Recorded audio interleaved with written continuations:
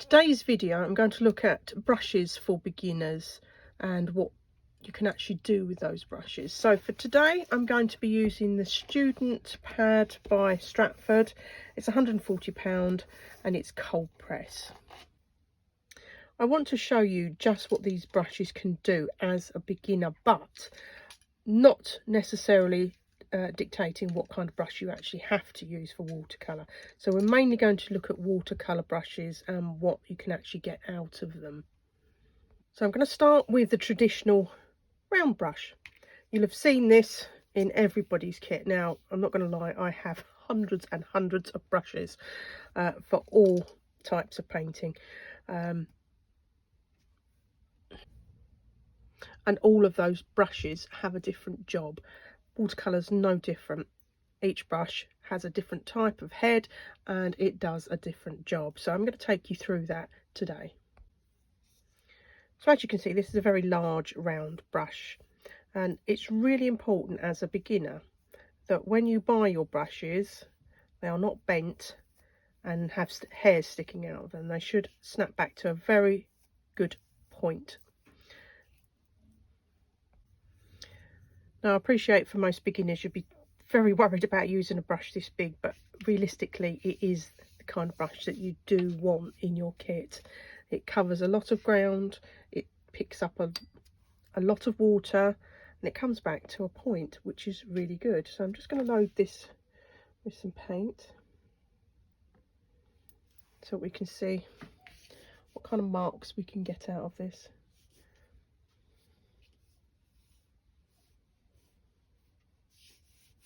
Now if I lighten my pressure,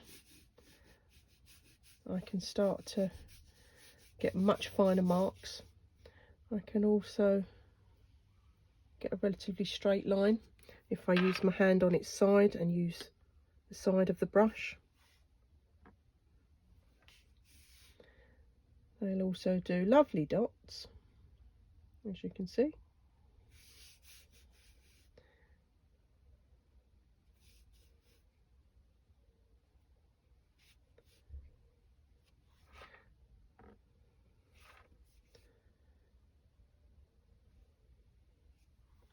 So I've just put the brush down, pulled away and twisted while I'm doing that. And that's, like I said, with this huge brush, which is a size 14. Let's see what other brush marks I can get out of it. So I'm just going to load the whole length of the bristle. And I'm going to use the whole of the bristle.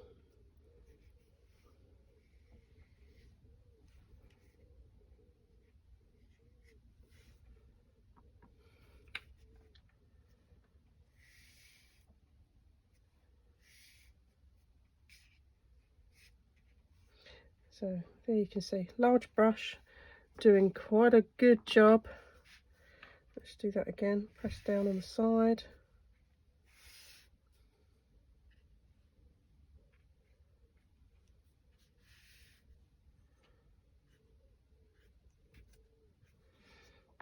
Let's just get some leaves on there. So again, press down and twist away from you. And press down and twist.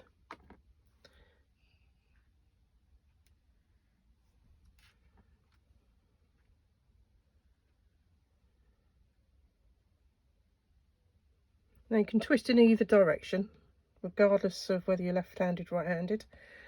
They all work, as you can see. The reason this brush works quite so well is just the fact that it snaps back all the time at you. So I've got a selection of brushes here which all do pretty much the same. If you're choosing a brush, it must snap back, which is why I suggest that all beginners go for this browny orange end. They usually start very orange until they get dyed. So this is a smaller version. Let's change the green up. And again, I can get my grasses, no problem. If I want a straight line, I can get a very fine straight line, and that is about pressure. If I want to get a wider line, I load my brush more, press down more, and then you have a wider line. So all these brushes will do a similar job. So this is a brush you really cannot do without, and even with a smaller brush I can get smaller leaves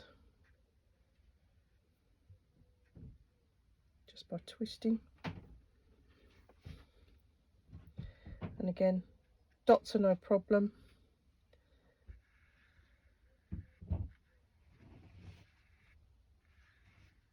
And you can draw with a slightly smaller brush.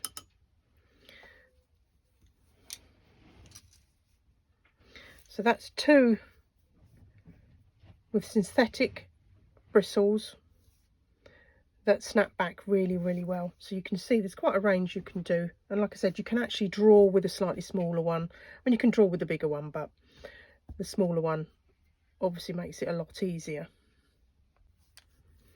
Okay, so you've seen me paint a little bit with those brushes, but all of these brushes, regardless of their size, do a similar job. Now you see this one has a beautiful point on it, which snap back really, really well and keeps its shape. You'll see this is just a smaller version of that one. Now some of your brushes start out like this but end up like this, so you have this slightly round point on it. Great for picking up water, but also great for mixing. And again, if I just, let's just take the green again because it's already wet, I can still do similar work. Run out of water.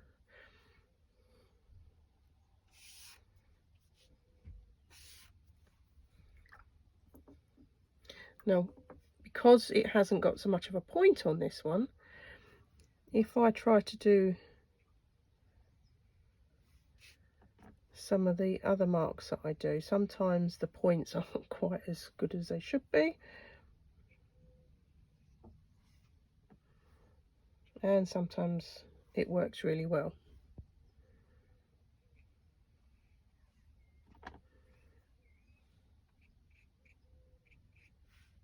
However, it's a brush I wouldn't throw away, put it that way. I would keep this brush. So again, I can still get some quite nice fine lines, and again, no pressure on the brush. I'm only just touching the paper.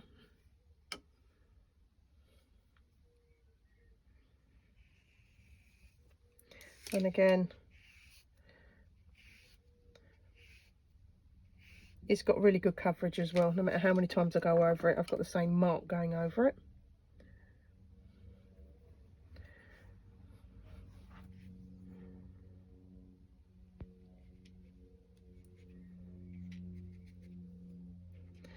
And this is one of those jobs that I quite like these for, is doing the edges of petals, because you don't have so much of a point. It's very handy. And if I change up the colour just a little bit, I can actually use it for bushes, tops of trees. So again, it's one of those brushes that once it loses its point, it still has another purpose. It can do just as much, if not just slightly differently. Okay, so you probably have seen many of these brushes. They tend to be beginners' favourites because they are so small. They are, in fact, for highly detailed miniature work. Hence the reason for very small, short bristles. Now those bristles do not take up fluid, not by any stretch of the imagination, not like these big ones. Slightly bigger and you'll get more fluid into them. But these generally are for hyper detail and miniature work. So just to show you how fine the lines go, Again, this is kind of the brush I would use for doing fur.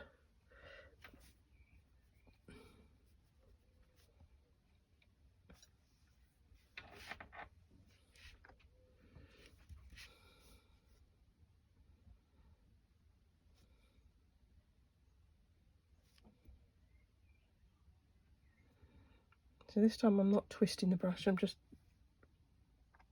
pressing down and lifting off. So it's all about pressure.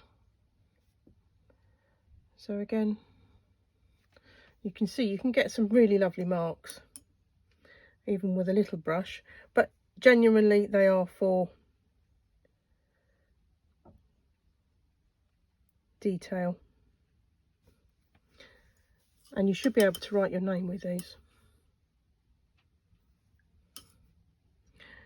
So again, if you're inclined to do hyper detail or very small work, then for sure invest in some very small brushes. So something else you may have seen are these Chinese brushes, which are actually mops. This particularly is a mop and a Chinese calligraphy brush. Now all of these range, which come from quite small to quite very, very large, all designed to take on fluid. So if I just load this with water, you can see this has just taken up so much water. This brush would do exactly the same. They are designed to take on a lot of the fluid. So with these, go back to the green. So again, painting is about pressure and what you can do with your brush. So again,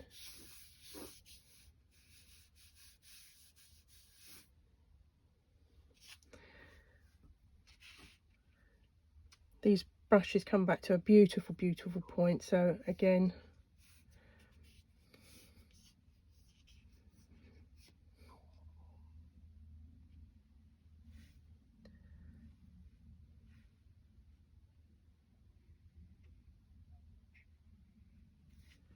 you can really play with these brushes and get so much done with them.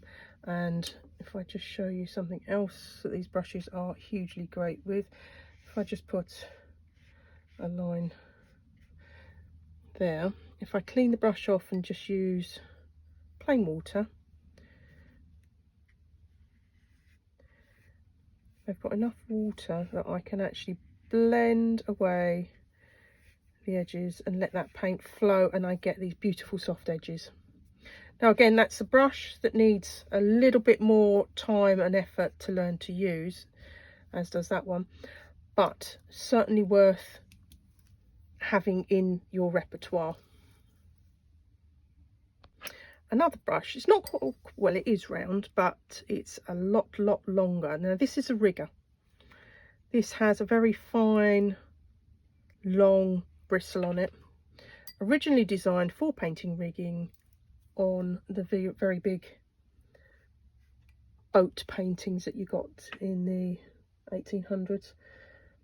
So again, what I'm going to do is just load this brush. Now this brush needs to have a puddle of paint to be able to use it. You can't use it to mix with, so you can't mix paint with it. You can only pick up a small amount of paint, and again, this is about pressure.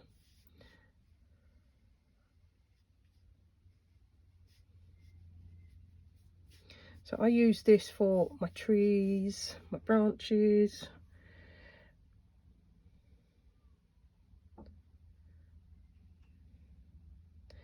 And again, the lighter the pressure, the finer the lines become.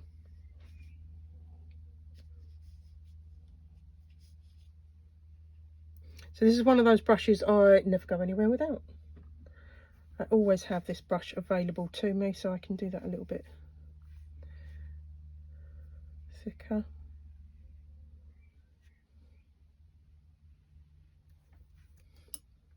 And again, you should be able to actually just take the write your name in with it. So, although it doesn't seem like a very versatile brush, it actually is, because this brush does perfectly straight lines and it contours beautifully. So you can get your grasses.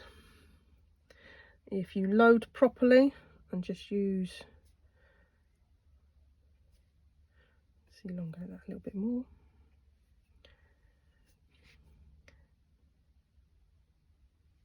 You can get reeds, you can do all sorts. So again, a very versatile brush. This is definitely a brush I would have in my repertoire. And remember, this is a synthetic. So again, it must snap back. That's one of the greatest criteria for learning with these brushes is this snap back. If it snaps back, you'll be fine with it.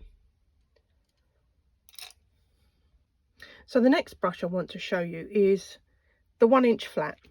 Now, another brush I would suggest any beginner grab hold of. As soon as you see one, get one.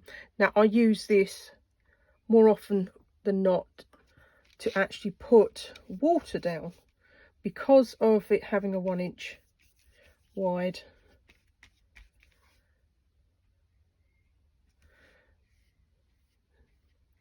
So I generally use it for all my backgrounds, for applying large swathes of colour.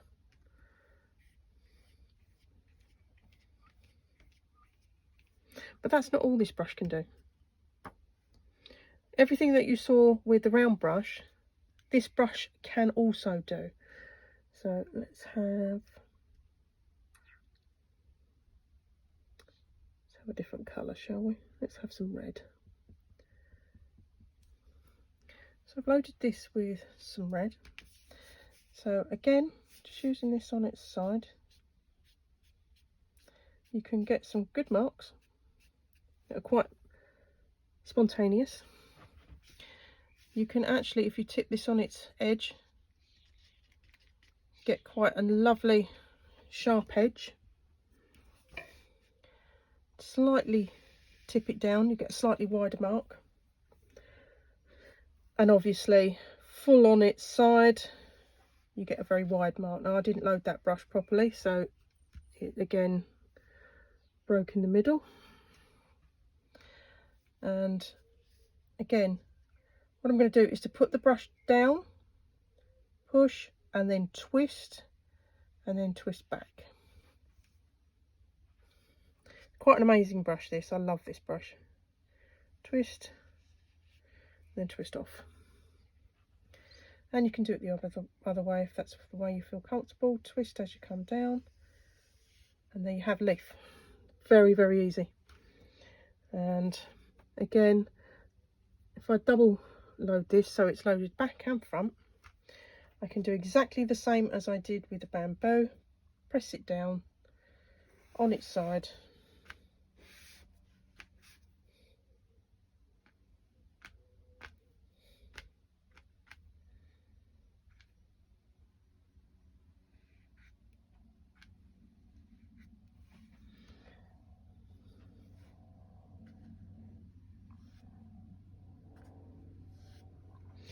So again, you've got a range of marks there that you can use just with this big 1-inch brush.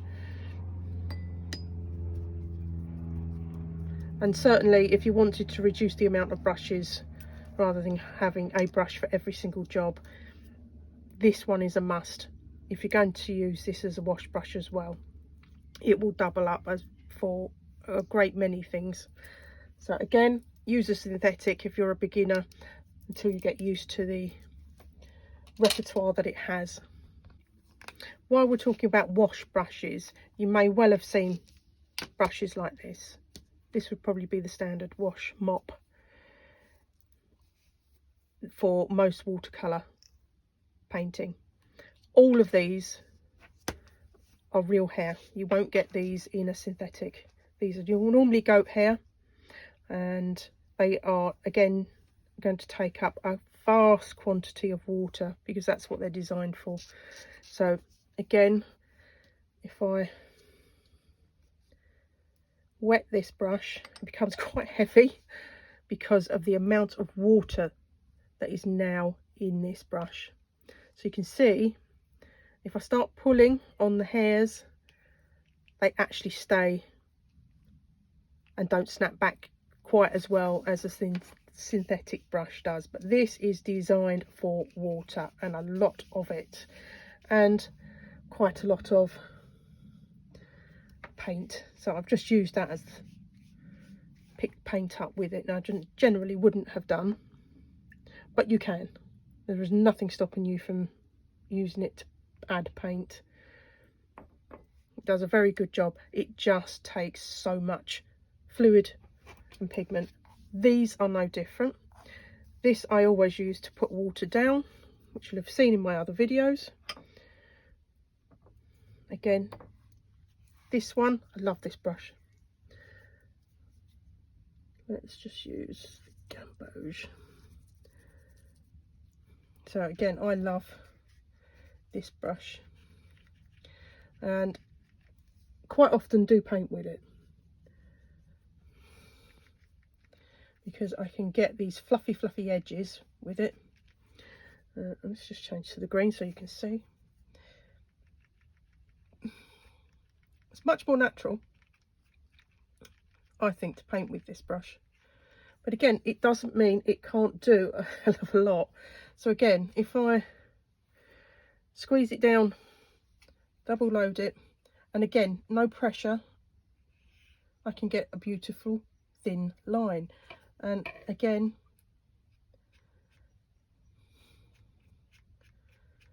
I can still get my grasses.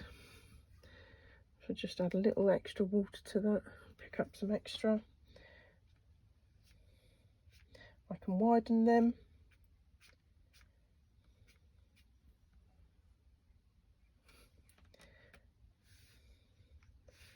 And again, I can get some fantastic thick lines with that as well.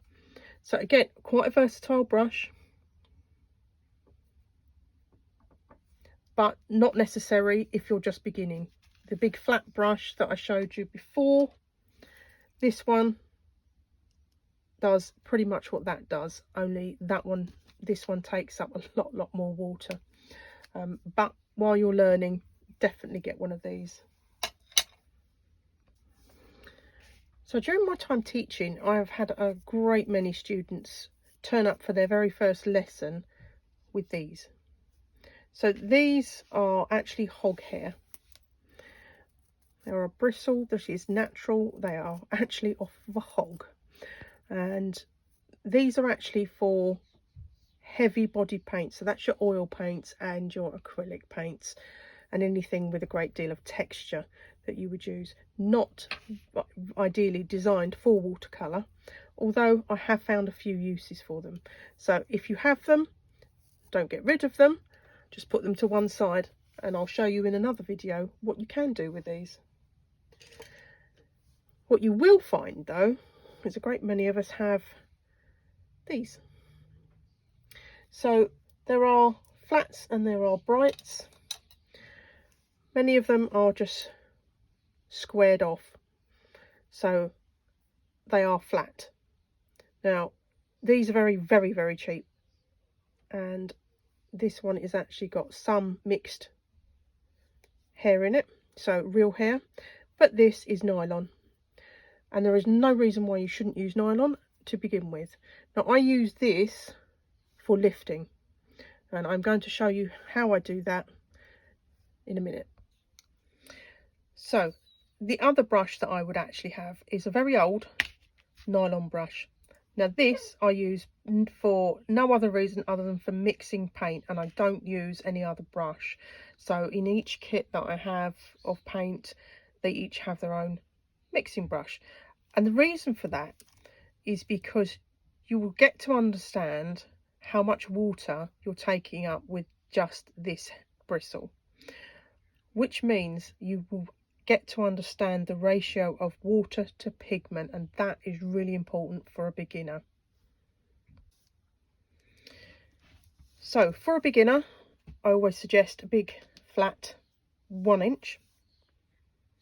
I would suggest about a size 12 round brush, a 4 or a 6 even other round brush, but again make sure they all snap back. They've got to have that nice snapping back.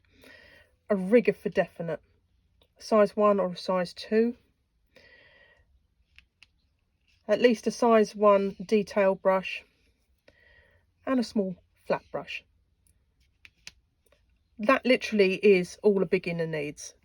That brush set would actually cover you for a great many paintings of all types.